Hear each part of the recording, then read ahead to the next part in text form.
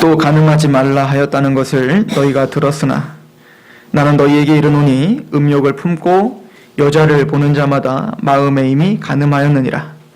만일 내 오른 눈이 너를 실족하게 하거든 빼어내 버리라. 내 백체 중 하나가 없어지고 온몸이 지옥에 던져지지 않는 것이 유익하며, 또한 만일 내 오른손이 너로 실족하게 하거든 찍어내 버리라. 내 백체 중 하나가 없어지고 온몸이 지옥에 던져지지 않는 것이 유익하니라. 또 일러스되 누구든지 아내를 버리려거든 이혼 증서를 줄 것이라 하였으나 나는 너희에게 이르노니 누구든지 음행한 이유 없이 아내를 버리면 이는 그로 간음하게 하며 또 누구든지 버림받은 여자에게 장가드는 자도 간음음이니라. 아멘. 잠시 기도합니다. 하나님, 우리가 예루살렘에 입성하시는 예수 그리스도 앞에 호산나 다윗의 자손이십니다 라고 찬양을 하는 종료주일로 오늘 드립니다.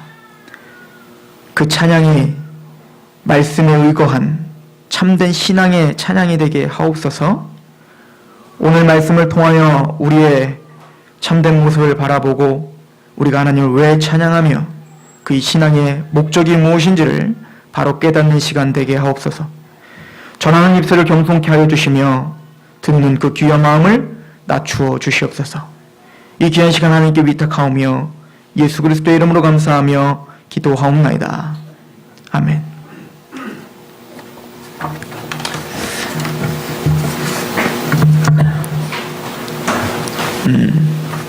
오늘은 종료주일입니다. 종료주일은 예수님께서 예루살렘으로 입성하시는 날 그 유대 모든 민족들이 나와 예수님을 찬양했습니다.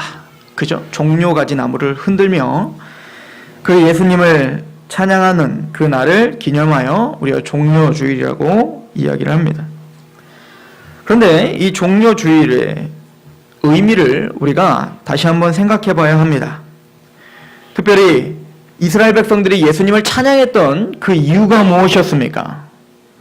예수님을 유대의 왕, 메시아, 다윗의 자손이라고 고백한 것은 올바른 고백입니다. 맞아요. 그분은 하나님의 아들이시며 그분은 메시아입니다. 그리스도예요. 창세기부터 말라기까지 예언됐던 그분입니다. 예언의 성취입니다. 아마도 유대인들은 모두가 다 종려가지를 손에 잡고 그것을 찬양했을 겁니다. 그분입니다. 그 선지자입니다. 그 하나님의 아들이십니다라고 찬양했을 거예요. 그러나 우리가 알고 있듯이 그 이빠른 찬양과 그 예수님을 높이는 것은 맞았지만 그들의 심정에서 바라보고 있던 그 메시아가 나에게 해줄 것이 무엇인가를 바라봤던 그 내용은 성경과는 다르다는 것을 우리는 알고 있습니다.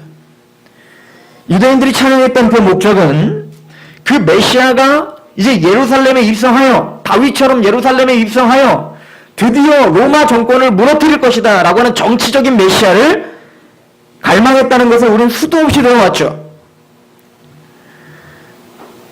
그래서 예수님을 따라다니는 제자들조차 그 예수님께서 이제는 예루살렘에 입성하셨으니 이제는 로마 정권을 무너뜨리고 우리의 압제를 풀어주고 이 땅에서 승승장구하게 해줘서 나를 우의정 자의정으로 만들어줄 것이다. 이제는 이 땅에 좀 더 윤택하고 하나님이 우리에게 원래 언약했던 이 가나안 땅에 초인류, 초국가가 세워져 이제는 모든 전 세계가 우리 민족에게 굴복하리라. 이것을 위한 메시아 대망사상, 이것을 위한 찬양과 경배였습니다. 예수님은 예루살렘에 입성하셨습니다. 예수님의 목적은 그들이 바라봤던 것과 마찬가지로 로마를 무너뜨리기 위함이에요. 아십니까? 로마를 무너뜨리기 위함입니다. 그러나 그들이 바라봤던 로마가 아니라 영적 로마였어요. 이것을 계시록 11장에 두 증인에 대한 이야기를 합니다. 하나님의 교회라고 하는 상징이 있는 그 두 증인을 이야기하면서 그 두 증인이 어떻게 고난을 받아 죽임을 당하고 마침내는 다시 부활을 하며 참된 승리를 얻게 되는지를 교회의 역사를 보여준단 말이에요. 계시록 11장에. 그때 이런 메시지가 나옵니다. 예수님이 죽으신 곳, 예수님이 십자가에 못 박히신 곳, 소돔이라고도 하고 애굽이라고도 하며 라고 써 있어요. 예수님이 진짜 소돔에서 죽으셨어요? 예수님이 진짜 애굽에서 죽으셨습니까? 아니에요. 골고다 언덕에서 죽으셨단 말입니다. 갈보리 언덕에서 죽으셨단 말입니다. 예루살렘에서 죽으셨어요. 물론 성 밖이지만. 그런데 그곳이 소돔이라고도 하고 애굽이라고도 하는 거예요. 즉 겉으로는 종려가지를 잡아들고 호산나 다윗의 자손이요 내가 당신을 기다렸습니다. 내가 기다렸던 메시아입니다라고 외치고 찬양하고 있지만 그들의 속은 에돔이었고 그들의 속은 소돔이었다는 얘기인 거예요. 종료주일 저와 여러분들 돌아봐야 되지 않겠습니까? 우리가 하나님을 찬양합니다. 하나님을 경배합니다. 휘황찬란한 오케스트라를 다 동원하여 전 교회들이 지금 찬양하고 있습니다. 과연 그러나 그 마음엔 정말 갈보리 언덕을 생각하며 찬양하고 있는가? 아니면 소돔이며 애굽인 마음으로 하나님을 찬양하고 있는가? 성경은 소돔과 고모라, 애굽, 그리고 로마를 바벨론으로 칭해요. 지금 무슨 얘기죠? 바벨론. 세상의 권세와 세상의 권력과 허영이 판을 치는 세상. 우리가 살아가고 있는 이곳이 소돔이고 애굽이고 로마고 바벨론이죠. 그런데 제가 계시록을 묵상하면서 진짜 종료주의를 찬양하는 무리들이 있구나를 깨달았어요. 진짜 그 예수 그리스도를 예수 그리스도답게 구세주를 구세주답게 찬양하는 종료주의들이 있었구나. 그의 계시록 8장에 기록해 있더라고요. 14만 4천에 대한 이야기를 하고 이제 큰 무리에 대한 이야기를 합니다. 이건 새로운 국면이에요. 14만 4천을 통해서 하나님의 교회, 거룩한 교회가 어떤 제사장이 됐는가를 보여주고 또 그 교회가 어떻게 제사장인가를 예수 그리스도의 십자가로 설명해요. 그게 계시록 8장입니다.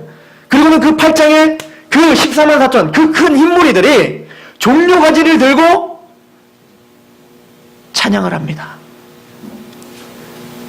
똑같이 명칭은 이스라엘입니다.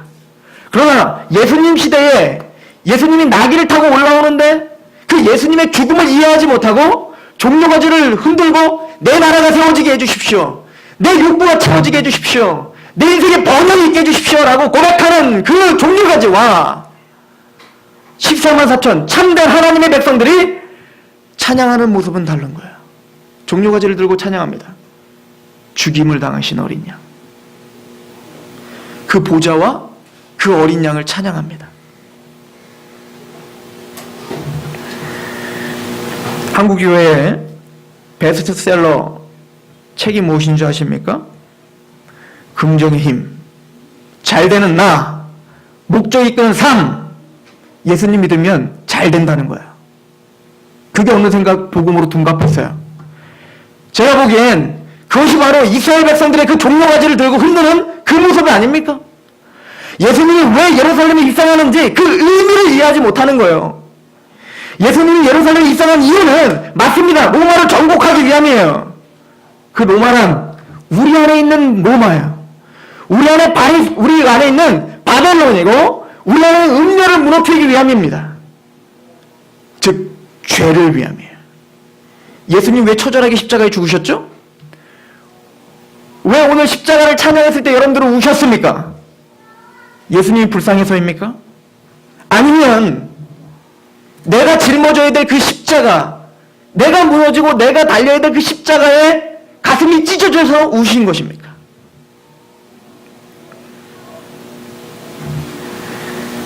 계시록은 예수 그리스도께서 드디어 무너뜨리고 있음을 보여줍니다. 바벨론이 무너질 것이고 음녀가 무너질 것이다. 즉 우리 안에 있는 바벨론이 무너질 거예요. 내가 더 높아지고 더 커지고 그것이 하나님의 믿음인 양 각색하고 있는 그 바벨론이 무너져야 돼요.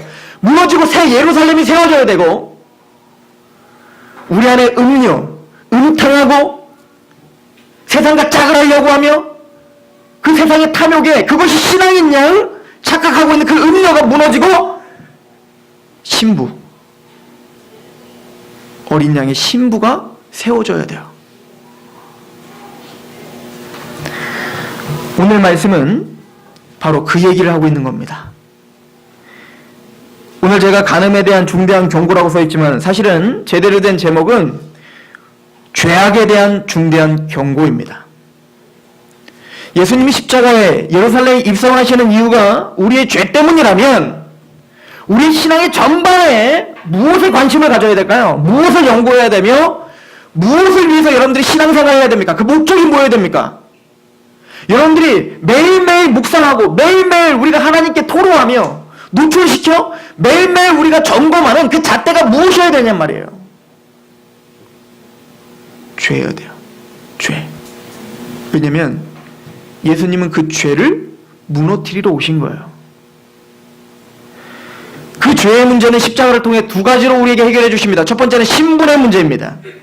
우린 죄인의 신분이었고 영원한 지옥 정보를 떨어져야 될 우리를 예수님의 십자가의 지심으로 그분이 의롭다, 하나님의 의를 성취하시고 우리에게 그 의를 간주해 주심으로 이신칭의 믿음으로 우리의 의롭다움을 받는 신분의 변화, 이건 시작이에요. 끝이 아닙니다. 이신칭의는 우리가 의롭다움을 받은 거예요. 맞아요. 죄에서 건진 바 됐어요. 그러나 우리 안에 내재하고 있는 바벨론과 그 음료가 여전히 우리를 괴롭히고 있지 않습니까? 죄의 지배에서 벗어나야 돼요. 주님은 그것을 위해서 십자가에 죽으신 겁니다. 매일매일 우리가 하나님께 감사하고 기뻐해야 되는 이유는 그 죄가 죽어지길 원합니다. 왜 근데 교회 성도들은 긍정임, 잘되는 나 같은 책들은 읽으면서 죄 죽이기 이런 책 읽는 건 아셨습니까? 고전입니다. 위대한 청교도 신학자인 존 오웬이 쓴 죄 죽이기, 신자 안에 거하는 죄, 이런 책들은 왜 인기가 없죠? 그것만 보더라도 우리의 신앙의 지금 목적이 뭔가 달라진 거예요. 오늘 주님은 산상수훈을 통해서 우리에게 죄에 대해서 노출시키고 그 심각성을 설명해주고 있습니다. 27절에 또 간음하지 말라 하였다는 것을 너희가 들었으나 나는 너희에게 이르노니 음욕을 품고 여자를 보는 자마다 마음에 이미 간음하였느니라. 우리가 지난주부터 계속 살펴본 바 유대인들은 하나님의 계명을 해석할 때 자기들이 지킬 수 있는, 자기들이 행할 수 있는 기준으로 격화시켜버렸어요. 살해하지 말라라고 했던 나는 사람을 죽이는 사람이 많아요? 안 죽이는 사람이 많아요? 대부분 안 죽이고 잘 살아요, 여러분들. 간음의 행위, 그 행위를 하는 사람이 많아요? 안 하는 사람이 많아요? 행위까지는 안 하는 사람이 많아요. 그래서 이 바리새인과 서기관들은 하나님의 거룩한 율법을 격화시켜서 내가 실행할 수 있는 정도로 격화시켜놓고 그리고 어떻게 한 겁니까? 나는 하나님의 말씀을 지켰다라고 스스로 만족하고 있었다니까요. 간음도 마찬가지인 겁니다. 하나님이 간음하지 말라라고 했을 때 간음하는 행위만 간음이라고 생각한 겁니다. 그리고는 나는 깨끗하겠지, 나는 정결하겠지, 나는 괜찮겠지라고 하는 이상한 매너리즘에 빠져 있었던 거죠. 주님은 그것을 부셔버리기 위해서 이 땅에 오셨고 우리 안에 간음하고자 하는 그 음욕이 얼마나 강한가를 보여주기 위해 오셨어요. 제가 성경 공부를 할 때 가장 답이 안 나오시는 분들이 있어요.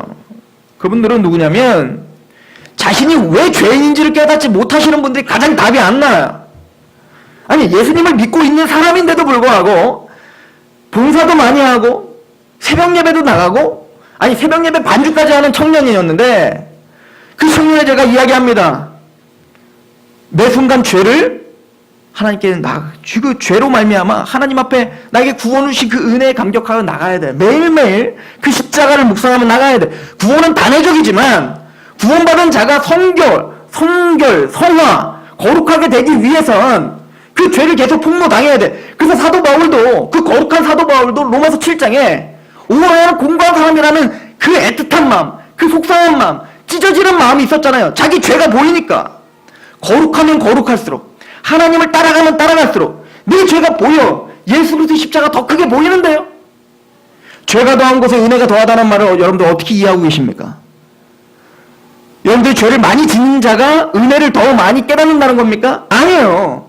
우리 안에는 이미 깨달으면 깨달을수록, 보면 볼수록 더 깊이 죄가 더 깊구나라는 걸 깨달을 수밖에 없는 죄인들이에요. 그것을 아는 자인 거예요. 매일매일. 그래서 우리는 뭐가 더 커지는 거예요? 은혜가 더 커지는 거예요. 예수님의 십자가의 은혜가 나를 구원시켰대 라고만 끝나는 줄 알았더니 우리가 성장하고 예수님을 바라볼수록 내가 더 죄인 걸 깨닫는 거예요. 그럴 때일수록 더 은혜가 커지는 거예요. 우와, 나는 미처 몰랐네. 10년 전에 내가 구원받았을 때는 하나님의 십자가 은혜가 이렇게 큰지 몰랐네. 이거 배우고 가시는 거예요. 자기는 새벽 예배를 한다는 겁니다. 자기는 새벽에 반주도 한다는 겁니다. 자기는 자기들 친구들처럼 술도 안 먹는다는 겁니다. 자기는 누구를 미워하지도 않는다는 겁니다. 자기는 형평성 있게 항상 사람들을 대한다는 겁니다. 그리고는 제가 아니야, 그래도 하나님 앞에 우리가 죄인인 걸 알고 그 은혜를 더 감격해야 돼. 내가 왜? 이해하지 못하는 겁니다. 할 말이 없습니다. 그들은 이제 종료과제를 들고 이것밖에 찬양할 게 없어요. 나 이 정도로 하나님께 했으니 나 이제 인생 가운데 잘 풀리게 해주십시오. 그래야 하나님 찬양받을 만한 뭔가 이유가 있지 않겠습니까?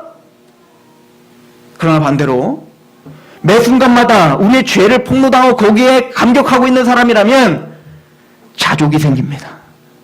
아, 내가 호흡이 있는 게 이런 은혜였구나. 아, 내가 하나님의 말씀을 이해할 수 있는 건강이 있는 것 자체가 은혜였구나. 아, 내가 지금 당장 지옥에 떨어지지 않고 하나님의 은혜로 내가 붙잡힌 바 된 것 자체가 찬양의 이유구나. 여호와 이름에 합당한 영광을 드려라. 나에게 뭔가를 주셔서가 아니라 하나님이 십자가에 그 아들을 내어주셨다는 것이 그냥 찬양의 이유가 되는구나. 바리새인과 서기관들은 이 상한 심령을 잃어버린 거예요. 다윗은 끊임없이 고백합니다. 하나님은 상한 심령을 받으시느니라. 하나님은 제사와 예물을 받지 아니하신다. 그러나 상한 심령을 받으시느니라. 하나님은 나의 눈물을 병에 담으신다. 잠언서 4장 23절 모든 지킬 만한 것 중에 더욱 내 마음을 지키라. 생명의 근원이 이에서 남이니라. 마태복음 5장 8절 마음이 청결한 자는 복이 있나니 그들이 하나님을 볼 것이요. 하나님은 여러분들의 종교적 행위에 관심이 있는 게 아니라 마음에 관심이 있으십니다. 하나님을 만홀히 여기지 마십시오. 하나님을 여러분들의 잣대로 하나님의 율법과 거룩성을 격화시키지 마십시오. 오늘 주님은 우리에게 말합니다. 너희가 음욕을 품은 자마다 이미 간음을 했느니라. 우린 다 거기 걸려 넘어지는 자들이에요. 주님께서 간음을 이렇게 강력하게 보시는 이유가 있습니다. 이 간음이라는 것은 결혼과 직결적으로 연결이 되어 있기 때문에 그렇습니다. 결혼. 여러분, 결혼은 단순히 쇼가 아닙니다. 제가 어제 두 번의 결혼식을 다 참석했어요. 어제 2번의 결혼식을 참석하고 왔는데 오전 저녁. 하나는 평범하게 했고 하나는 돈이 많이 들여서 하는 결혼식이었어요. 그러나 둘 다 공통점은 기독교적 결혼식이 아니었어요. 행사가 많더만요. 칵테일을 따르고 케이크를 자르고 서로 맞절을 하고. 결혼의 가장 큰 핵심은 언약입니다. 언약이 빠지면 결혼식이 아닙니다. 언약이란 하나님께서 정해놓은 규칙입니다. 그 언약이란 하나님이 정해놓으신 것을 사람이 나눌 수 없느니라. 주님과 그 결혼식을 통해서 언약을 하는 거예요. 우리 신혼부부들이 둘이 있어요. 언약이란 우리가 예수 그리스도, 이 교회, 이 가정을 통해, 이 결혼을 통해서 무엇을 배우는 거냐면 단순히 내가 행복하게 결혼하는 게 아니라 나와 내 아내와 또 내 자녀들이 이 결혼과 가정을 통하여 하나님의 나라를 배워야 돼요. 하나님과 내가 이 교회가 언약 관계인 것처럼, 그래서 이 언약이 깨어지지 않는 신실성을 유지하는 것처럼 그 누구도 이 언약을 깰 수 없는 거예요. 이 언약이 뭘로 체결됐죠? 아브라함에게 어떻게 체결했습니까? 짐승을 반으로 쪼개놓고 그 주위를 걸어가라고 했죠. 뭐죠? 이 언약을 깨는 자는 각을 떠서 죽는 거예요. 이것을 통해서 하나님의 언약의 확실성을 보여줬죠. 그리고는 남편이신 예수 그리스도가 그 교회를 사랑하실 때 어떻게 사랑했어요? 자기의 목숨을 내어 바치기까지 사랑했고, 그 신부인 교회는 그 예수 그리스도, 자기 남편인 그 예수 그리스도께 어떻게 했어요? 복종했죠. 이게 남편과 아내의 그 모습 속에서 뭐요? 배워지는 거야. 자녀들이 배워야겠죠. 아, 남편은 이렇게 아내를 자기 목숨처럼 사랑해야 되는 거를 그냥 알아야 되겠죠. 또한 아내가 그 남편에게 복종하면서 아, 이렇게 아내는 남편에게 이렇게 복종해야 되는구나 알아야겠죠. 그리고는 궁극적으로 성경을 보면 이것은 큰 비밀이라 내가 교회에 대하여 말하노라. 에베소서. 아, 우리 부모가 이렇게 서로 존중하고 사랑하고 복종하는 것처럼 하나님의 교회와 예수 그리스도가 이렇게 사랑하는 거구나 를 배우라고 가정을 주신 거죠. 그런데 이 언약 관계를 깨는 가장 핵심은 간음인 겁니다. 그래서 주님은 이 간음을 이야기하면서 중간에 갑자기 지옥에 대한 이야기를 하십니다. 보시겠습니까? 29절입니다. 만일 내 오른 눈이 너로 실족하게 하거든 빼어내버리라. 내 백체 중 하나가 없어지고 온몸이 지옥에 던져지지 않는 것이 유익하며, 또한 만일 내 오른손이 너를 실족하게 하거든 찍어내버리라. 내 백체 중 하나가 없어지고 온몸이 지옥에 던져지지 않는 것이 유익하니라. 이 구절을 여러 가지로 해석을 하지만 가장 문맥적으로 자연스러운 해석은 죄의 심각성, 죄의 위험성을 지금 우리에게 경고하시는 거예요. 우리가 수두룩하게 짓고 있는 그 모든 죄들이 우리는 우스갯소리요, 우리는 그냥 즐기는 것뿐이고, 또 우리가 죄를 짓고 잊어버리지만 하나님은 그 죄를 대단히 심각하게 보고 계시다는 것, 이 죄 때문에 예수님이 그 아들, 거룩하신 하나님의 아들이신 예수님이 십자가에 처자에 죽을 수밖에 없다는 것을 인식하시란 말입니다. 이게 기독교라는 거예요. 그러나 우리는 성적인 농담을 아무렇지도 않게 합니다. 우리는 성을 상품화로 파는 것을 아무렇지도 않게 누리고 봅니다. TV를 보십시오.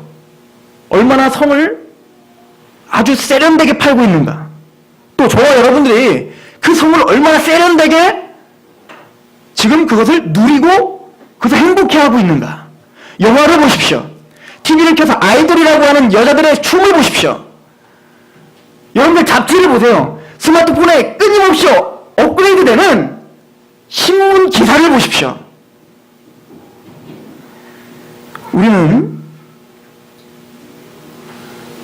우리가 살고 있는 곳이 얼마나 소돔과 고모라인지를 인식하지 못한 채, 그 죄의 심각성을 모른 채 그냥 그걸 누리고 사는 거예요. 나는 간음을 하지 않았으니까. 나는 바람피지 않았으니까.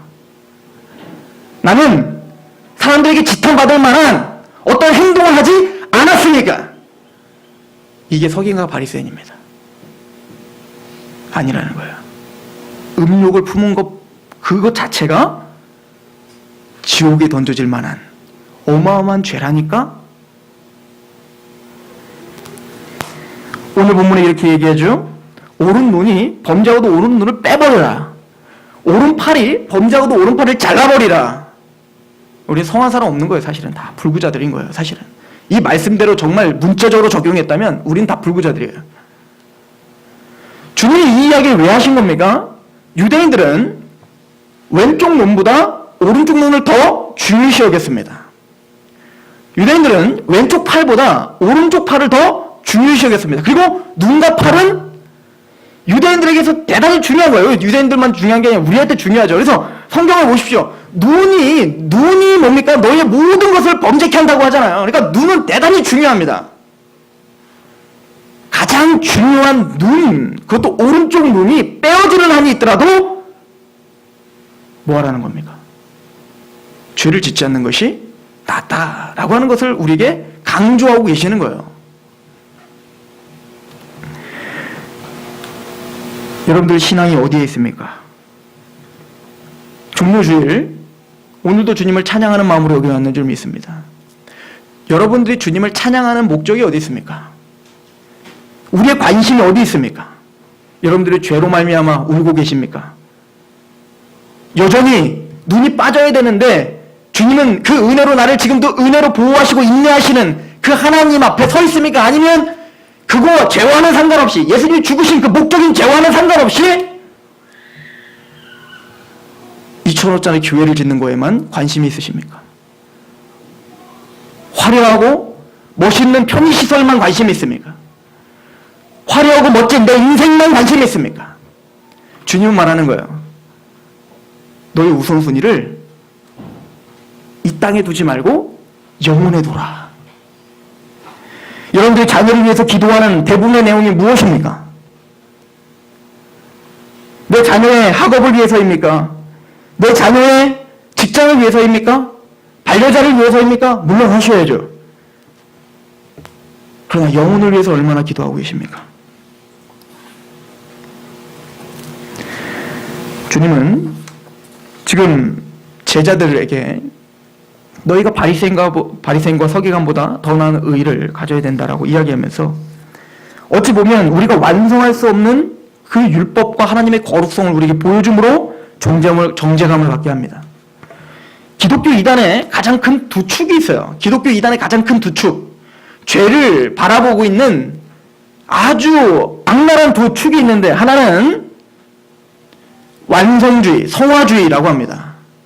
즉, 이 땅에서 우리는 하나님의 말씀을 다 지켜 행하여 온전한 영화의 자리까지 갈 수 있다라고 고백하는 교단이 있어요. 또 한 교단은 무법 방종주의입니다. 즉, 예수님을 믿었으니까 됐다. 율법은 폐기됐다라고 보는 거예요. 두 가지 다 이단입니다. 이 두 가지 다 율법과 죄의 심각성을 모르고 하는 얘기예요. 이 성화주의는 성화에서 내가 이 땅에서 온전하게 할 수 있어. 성 베드로처럼, 성 바오로처럼. 거짓말입니다. 성 바오로라고 말하는 바울조차 이 땅에서 내가 죄인인 걸 깨닫고 돌아갔다니까요. 즉 그 사람들은 하나님의 거룩한 율법의 그 깊이와 높이를 이해하지 못하고 내가 지켜 행할 수 있다고 착각하고 있는 거예요. 주님 그거 깨뜨리는 겁니다. 웃기지 마. 너희들은 하나님의 말씀, 하나님의 율법 티끌 하나도 완성시킬 수 없어. 그래서 야고보서 말하죠. 1,000가지 율법을 지키다가 한 가지만 범하다가 넌 율법을 어긴 자라니까 우리가 어떻게 지키냔 말이에요. 포기하라는 거예요. 그렇다고 해서 율법 폐기론자, 우리는 지킬 수 없어. 하나님이 다 지켰으니까 나는 이 땅에서 그냥 이 은혜만 생각하고 살면 돼. 아니에요. 주님은 다른 말로 뭐라고 하면 내 몸을 복종시켜라. 너의 육체의 죄를 죽이라. 그럼 어찌 해야 됩니까? 우리는 구원의 확실성을 믿고 끊임없이 내 안에 내재되어 있는 그 바벨론과 그 음녀와 싸우셔야 되는 거예요. 그 심각성을 알고 주님이 이 죄를 얼마나 미워하는 줄 알고 그 죄와 끊임없이 싸우셔야 되는 거예요. 내 안에 음욕이 품어지는 건 어쩔 수 없죠. 죄의 본성이 있으니까. 그렇다고 그것을 즐기시면 안 되죠. 미워하셔야죠. 싫으셔야죠. 그거 갖고 하나님 앞에 처절하게 나와야죠. 이제 하나님의 자녀죠. 그리고 이 죄가 이렇게 큽니다. 그런데 나를 또 인내하시는 하나님을 또 찬양하셔야죠. 시편의 기자는 이렇게 이야기합니다. 시편 119편 37편 37절 내 눈을 돌이켜 허탄한 것을 보지 말게 하시고 주의 길에서 나를 살아나게 하소서. 시편 기자는 그 눈과 언약을 맺어요. 하나님 내 눈이 허탄한 것을 보지 않도록 저를 좀 지켜주세요. 여러분들 매일 고백하는 주님의 기도가 무엇입니까? 시험에 들게 하지 마옵시고 다만 악에서 구하여 주옵소서. 하나님은 지금 그거를 원하시는 겁니다. 저는 간음을 저지를 수밖에 없는 자라는 것을 폭로당하고 하나님 앞에 제가 이런 사람입니다 라고 그걸 깨달은 사람은 기도할 수밖에 없는 거예요. 마시고 다만 악에서 나를 좀 구해주시고 시험에 들지 않게 해주세요. 내 눈이 하나님과 언약을 맺어 내 눈이 하나님의 것을 바라볼 수 있도록 저 좀 도와주세요. 이런 몸부림이 우리 구원받은 하나님의 백성들에게 있어야 된다는 얘기인 거예요. 주님은 완벽을 요구하시는 게 아니라 그 낮아진 겸손을 요구하시는 겁니다. 마태복음 6장 13절 우리를 시험에 들게 하지 마옵시고 다만 악에서 구하옵소서. 나라와 권세와 영광이 아버지께 영원히 있사옵나이다. 왜요? 왜 우리가 시험에 들게 하지 말고 다만 악에서 구해야죠? 우리를 구해주셔야 되죠, 하나님?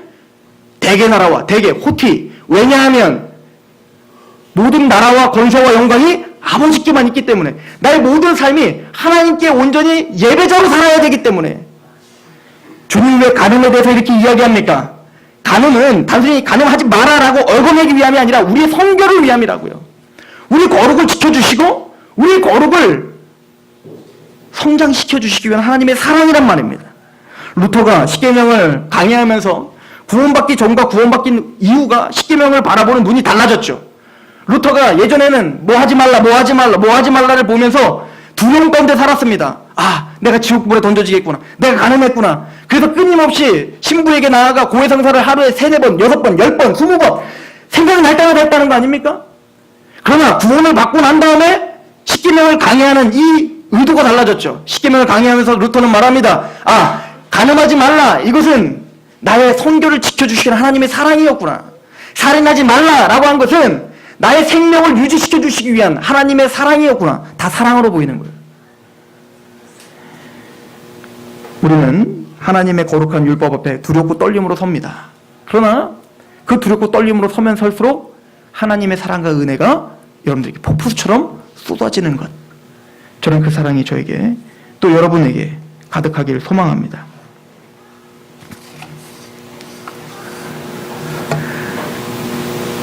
베드로후서 2장 14절에 음심이 가득한 눈을 가지고 범죄하기를 그치지 아니하고 굳세지 못한 영혼들을 유혹하며 탐욕에 연단된 마음을 가진 자들이니 저주의 자식이니라. 하나님의 백성은 이렇지 않다는 거예요. 에베소서 5장 3절에 4절 음행과 온갖 더러운 것과 탐욕은 너희 중에서 그 이름조차 부르지 말라. 이는 성도에게 마땅한 말이라. 누추함과 어리석은 말이나 희롱의 말이 마땅치 아니하니 오히려 감사하는 말이. 여러분들 너무 쉽게 성적 농담하지 마십시오. 성경은 우리에게 말합니다. 죄악의 형태도 갖지 말아라. 이 말씀을 진지하게 받아들이시기 바랍니다. 피하세요. 우리는 그것을 당당히 싸워 승리할 수 있는 힘이 우리에게 없어요. 우리에게 요구하는 건 도망입니다. 요셉을 보십시오. 부디발의 아내가 은밀하게 그 아내가 유혹하는 것은 단순히 성적인 유혹뿐만이 아니에요. 거긴 권세도 있고 권력도 다 담겨져 있는 거예요. 한 번만 그와 간음을 저지르면 내가 말하는 모든 권세가 다 들어온다니까요. 지금 요셉은 그걸 이길 자신이 없는 거예요. 요셉이 어떻게 했습니까?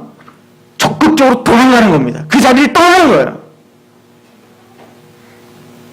고린도후서 7장 1절 그런즉 사랑하는 자들아 이 약속을 가진 우리는 구원의 약속을 가진 우리는 하나님을 두려워하는 가운데서 거룩함을 온전히 이루어 육과 영의 온갖 더러운 것에서 자신을 깨끗하게 하자. 죄를 죽이라는 겁니다.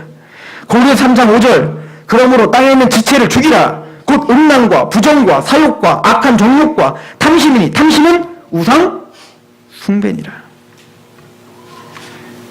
구원받은 하나님 백성들이요, 오늘 종료주일 예수 그리스도의 그 십자가 예루살렘의 입성을 무엇 때문에 찬양하고 계십니까? 저는 저와 여러분들 안에 있는 바벨론과 음료가 무너지는 것으로 찬양하는 그런 쾌거가 있기를 소망합니다. 그렇게 승리하시는 저와 여러분들 되기를 소망하고 올바른 가정과 올바른 성결이 저와 여러분들 가운데 성장하기를 소망합니다. 기도하겠습니다.